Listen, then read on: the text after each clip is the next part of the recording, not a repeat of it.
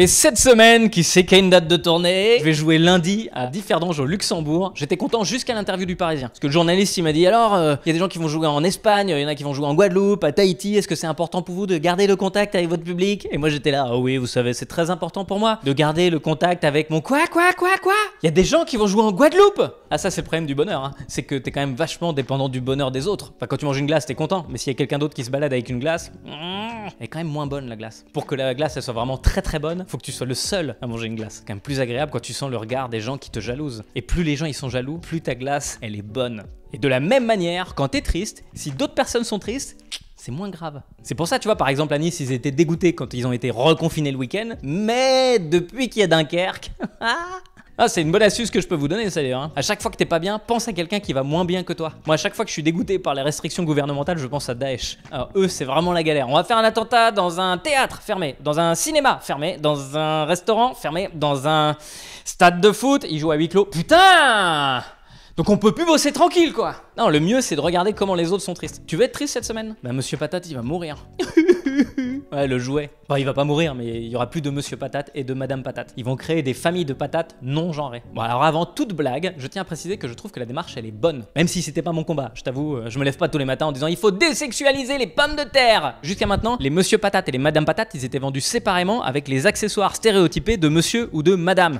Sauf que Madame Patate, ça se trouve, elle a pas envie de s'habiller en Madame. Ça se trouve, Madame Patate, c'est pas une Madame. Ça se trouve, c'est un patate, un purée, un chips ou une chips. D'ailleurs, les deux marchent. Un chips ou une chips. Des chips, voilà. Personne n'en mange à l'unité. Donc voilà, là c'est réglé, il n'y aura plus ni de monsieur ni de madame patate. Par contre à mon avis il va y avoir un paquet de grands-parents qui vont bugger, qui vont être là. Pourquoi tu lui mets une moustache du coup? Puisque tu lui avais mis des chaussures à talons? Ben, c'est un monsieur ou c'est pas un monsieur? Bah si c'est un monsieur c'est très simple, tu regardes dans la boîte, il doit y avoir une bite. Vraiment là ça va pas être très évident pour tous ces grands-parents qui ont passé leur vie bercés dans ces stéréotypes de genre et vont devoir redécouvrir tous les jeux de leur enfance mais en version progressiste. Alors, dans la famille Klaxon. Klaxon, point au centre, E. Bon, je voudrais le grand-père, non. Alors, c'est une personne âgée, d'accord, c'est un homme, peut-être pas. Non, disons qu'elle a un pénis.